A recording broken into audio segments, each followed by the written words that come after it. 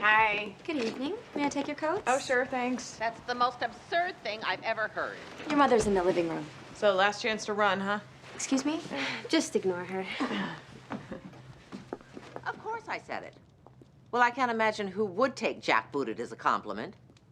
I will not apologize. Every time she went to the pantry, I thought she was marching on Poland. Oh, I see. Because I want things a certain way, I'm unreasonable. Shh. Why, that is the most absurd... I want to see this document. Fax it to me immediately. Fax it to me immediately? She's part of the electronic age. Tomorrow morning is completely unacceptable. It's unacceptable because I'm paying you $300 an hour. So turn that little near-luxury car around, go back to your office, and fax me that libelous scrap of paper. Ask her if you can pick up some ice cream, too. Well, tell your wife to tape your daughter's recital. Unbelievable. Hi, Mom. Hey, Grandma. When did you two get here? Sometime between the second absurd and the third unbelievable. I apologize. That call caught me off guard.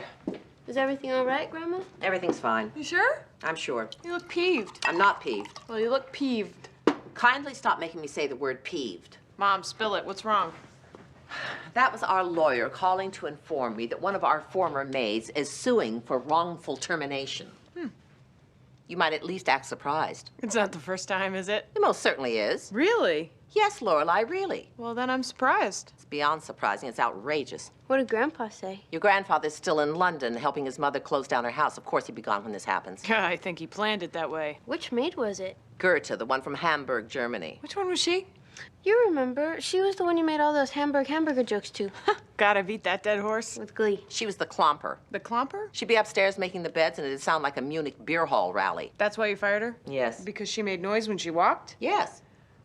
Was she a good maid otherwise? What? Besides the clomping, was she polite, on time, and made sure the little fork went on the outside? Have you been listening to me? She was not performing her duties as I wished them to be performed. Everything else is beside the point. Well, I guess it's always something, isn't it? What's that supposed to mean? It means you always seem to find the one thing about a maid that negates all of her good qualities. I mean, at a certain point, isn't it just easier to let a couple things slide? I see, so it's my fault. I didn't say that. No, Lorelei, you did. For years, I've been listening to you and your father and everyone else go on and on about how demanding I am, how I have to have things a certain way. Well, guess what? I pay to have them that way. I pay more than anyone else pays their maids. And when things are not the way I want, that means I'm not getting what I paid for. Why is that so hard to understand? It isn't hard to understand. It's just... If you pay for first class and the airline sticks you in coach, people expect you to be upset. No one calls you demanding or unreasonable. And yet here is this woman whom I pay more than she could get anywhere else in Hartford, whose severance package could finance a summer cruise down the Rhine, dragging me into court saying that I was unfair. Why? Because having paid for one thing, I'm not content with something else. That makes me unfair?